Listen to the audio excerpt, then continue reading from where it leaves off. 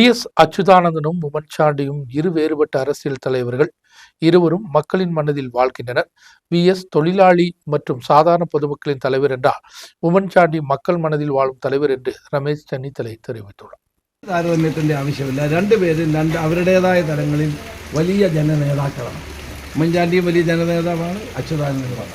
രണ്ടുപേർക്കും രണ്ട് രീതിയാണ് സ്വീകരിച്ചിട്ടുള്ളത്. അത് രാഷ്ട്രീയം പഠിക്കുന്നവർക്ക് എല്ലാവർക്കും അറിയാം. ഇന്ന് നടൻ വിനായകൻ അതിൻ്റെ ഒരു രൂക്ഷമായിട്ടുള്ള കുറച്ചുകൂടെ എക്സ്ട്രീമായിട്ട് പോയിട്ടുണ്ട്. അല്ല, രണ്ടുപേർക്കും രണ്ട് മേഖലയാണുള്ളത്. ഇപ്പം ഞാൻ പറഞ്ഞല്ലോ, CPJ ജോസഫ് നിശബ്ദമായി എന്നാൽ വാചാലമായി ജനങ്ങളോട് സംവദിക്കുന്ന വ്യക്തിയാണ്. ഓരോ നേതാവിനും ഓരോ രീതിയിലാണ് ഉള്ള പ്രവർത്തനം. അപ്പോൾ അച്യുതാനന്ദൻ തൊഴിലാളികളുടെയും സാധാരണക്കാരുടെയും ഇടയിൽ പ്രവർത്തിക്കുന്ന നേതാവാണ്. ഉമ്മൻചാണ്ടി ജനഹൃദയങ്ങളിൽ ഇപ്പോഴും ജീവിക്കുന്ന നേതാവാണ്.